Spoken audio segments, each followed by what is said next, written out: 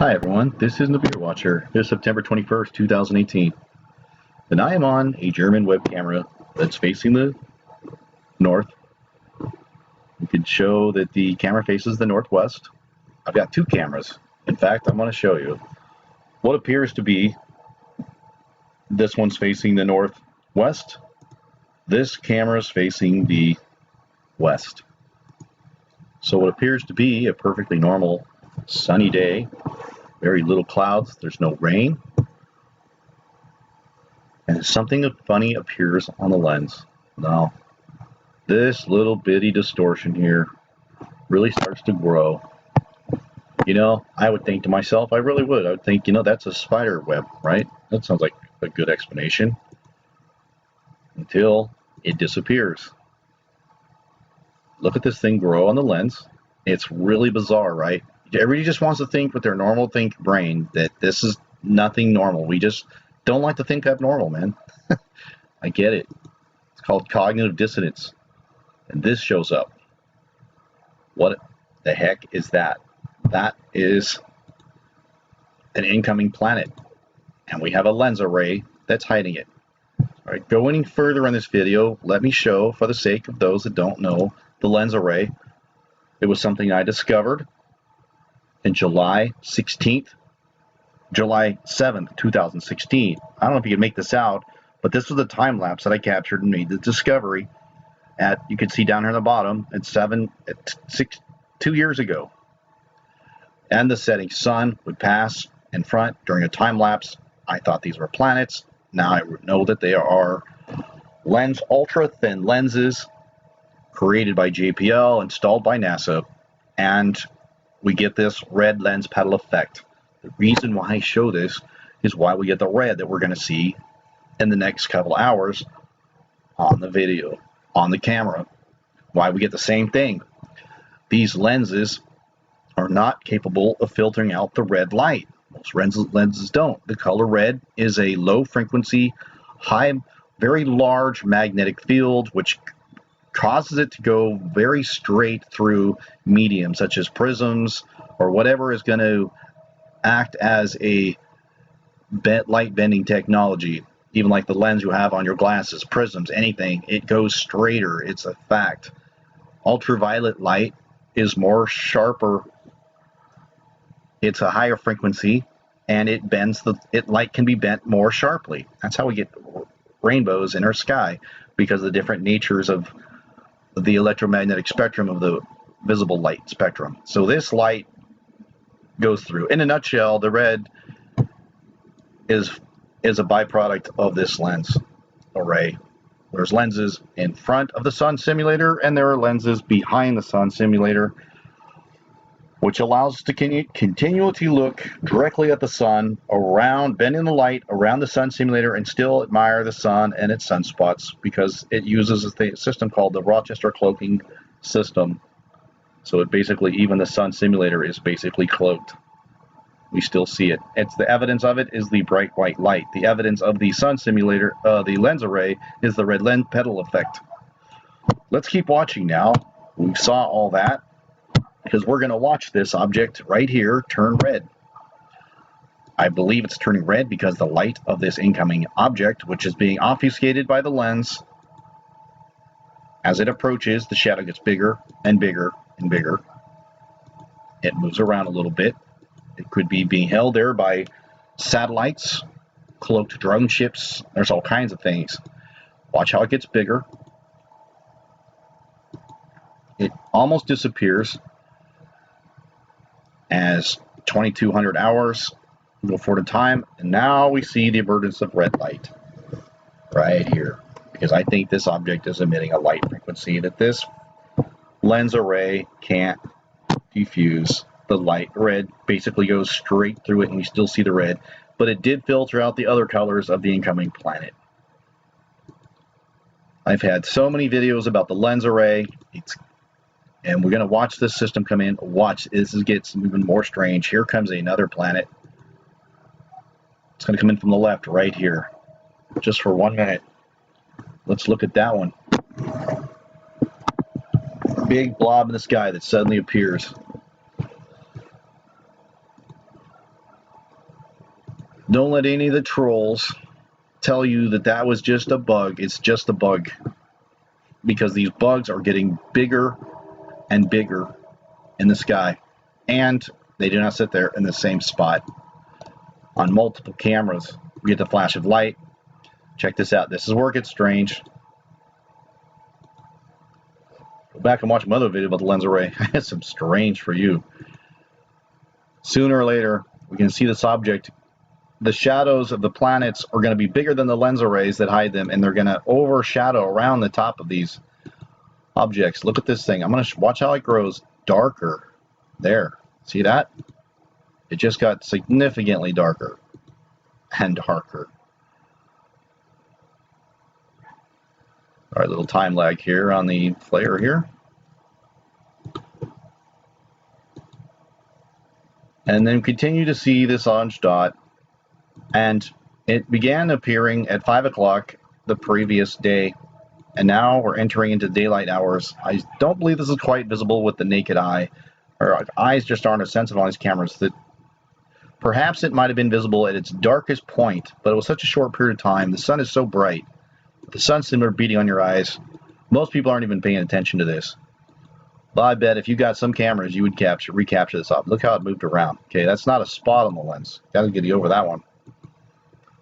I'm going to show you at 1700 hours, it does move back and forth. Remember, there are lenses behind this. It's not the actual planet. I'm just showing you how we're going to see this thing coming in.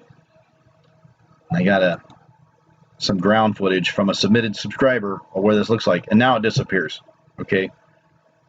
Now let's fast forward to 1700 hours after this thing completely disappears. I'm going to show you some lovely editing that we get from our government. So in the next shot, we get 5 hour. It's 5:10. The next shot, I click, and we just lost 6 hours, or some 1700 hours to 2300. Nothing. Look, what happened to all those hours? Well, lo and behold, we have another camera that's catching almost the same thing. This was the same day. 2 hours later, at 1900 hours, this one didn't get wiped out. Let's watch what happened here. Oh, look. Look at how long these legs are here. Let's keep watching and see what happens to this object. It's just a spider in front of the lens. I don't think so. Because does that look like a spider? If the other one was, what is that? Does that even look anything like a spider? Keep watching. It gets crazier. Appearing and disappearing. What are the odds that the same camera at the same time catches the same object in the same direction? Wow. That's pretty crazy. So where is that on the Earth? These two spots here are all the way over here.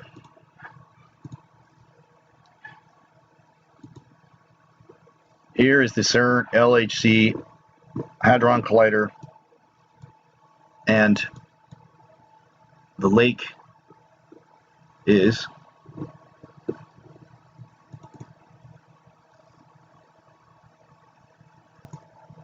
okay. So here is the lake we were just looking at, facing the western sky, facing west. We could see, go back to the CERN Hadron Collider.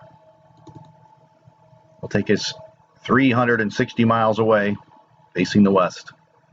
Lo and behold, the CERN Hadron Collider. And I'll show you something else really interesting about this CERN Hadron Collider. Did you know, some of you do who watch the live stream, that the CERN Hadron Collider on the other side of the globe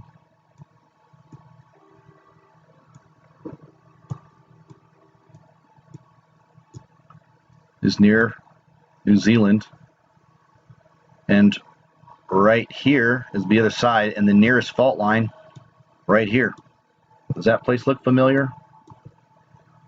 How about Dutch senses? Deep underground earthquakes. The last one we had a few weeks ago 8.1 at 669 kilometers deep. Record-breaking earthquake twice. Almost on the exact opposite of this object. And look at one thing else that I discovered. It sits right across the ancient sites. This red line that I drew across the Earth is I believe, the ancient equator. Let's take a little tour of the ancient sites, starting with the pyramids of Giza.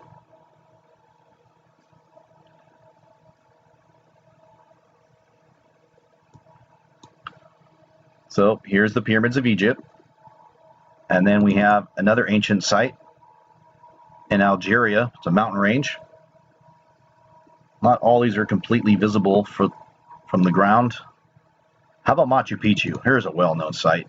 Whoop, I always missed that one. Machu Picchu. Again, right on this line.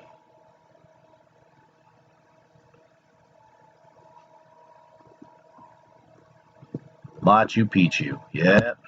How about the Nazca lines? Haha. Let's stay on this path. On the other around the world. Isn't it funny how all these lines go around the world perfectly? The Nazca line, Easter Island. Continue to go around the world. Easter Island. How about this one here? There are more ancient sites, but I picked the ones that are right on this equator, right on the top of it.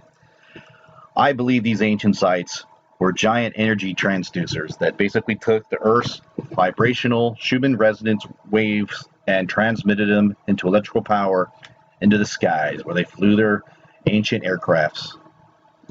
How about this one?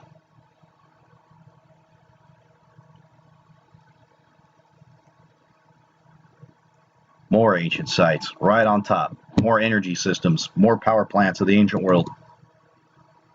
There's another one. Why would that be a power plant? Well, I think as the Earth rotated back then, that's where all the energy came out of, right at the equator.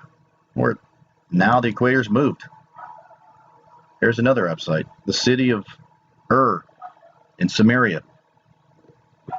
Ancient city of Ur. You guys should watch Michael Tellinger. He talks about these ancient sites and their energy system. Yes, Michael Tellinger. It's pretty mind-blowing. Don't believe in his religious beliefs, but when he comes to energy, man, he's pretty cool about scalar waves and all that cool stuff. Yep. Let me show you, now we're on a little tour around the world. I want to show you something else of the websites that are now offline, just to make you aware of it. Many of you know about the FBI shutting down all the cams of the world. Well, here's a few of more that they failed to mention. This has been out ever since the 6th as well. Still out of service. I know, you trolls. You're going to say, that's because Hawaii's been evacuated. It's blah, blah, blah. Wow. Okay, well, how come their other stuff cameras are up? Just the ones that you can't see the sky with. I know not everybody's watching the trolls, right? Right, here's like new lava cam. This is up. Oh, or is it? There we go. Still up, still functioning. So parts of it work, parts of it don't. And just funny, the ones that you want to see the most don't work. So it's either up or it's down. But why that particular view is down? How about this one? The Australian weather cam. This is incredibly highly suspect. Look at this. 65 cameras online available. Anybody used to go to this site, they would be maybe 10 down at most, but more than 57. That's because it says online, doesn't mean it is. Look, this one says online, right? It's not. It's the same ancient date that never changed. You're still going to see the fog in the sky at the daylight at 3:44 p.m., which is not the time, with July 25th. Okay, that's not online. It says online, but they think that you're duped into not thinking that. How about Vinay Beach? Let's just take a look at this. I think this one's actually up. This one's not a threat. Oh, look, you can't do time-lapse anymore. We used to do time-lapse on there. Huh, that's more fine editing. How about Oh, look, this one's actually offline. They're on it. So that's one more camera we don't have to investigate. Offline, offline. How about this one? How many cameras we got? And might as well shut the whole website down. There ain't nothing worth looking at anymore. Yeah, okay, so that one actually works. Not this one. Can we do time lapse anymore? I mean, why have time lapse button? You put whenever does a time lapse. Ah, this one still works. This must be facing the southeast, less threatening direction, right? Let's look at the west, the southwest, and the northwest. That's where I expect to see it. Hey, I'm sorry I left the best for last. I am sorry. Check out some footage that was submitted to me by one of my subscribers in Cape Cod. It's here. This was just yesterday. I've been trying to put this into the show. Wow. Thank you. That is incredible. That is fantastic. That is so amazing. Look at, where are we seeing that before, right? Let me show you. Remember 7 Spalding? I made a video about it. Good thing I captured it because it all got erased when he deleted his channel. But in this footage from 7 Spalding, he caught this object. First, it showed a little red in the sky. Then over the course of like 20 minutes, maybe 10 minutes, this thing rapidly got redder. And we advance a little. Oh, sorry, this thing's just acting slow right now. There it goes. That's what it starts to look like. This is how it's going to come when it comes in. Then later on, this guy on Facebook posts this footage of a mysterious second sun appears.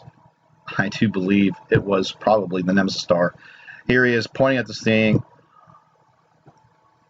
I'll leave links for this Facebook footage. He's like, what the F is that? You know, he's not happy. He pans his camera over to the right. The sun just set over to the right.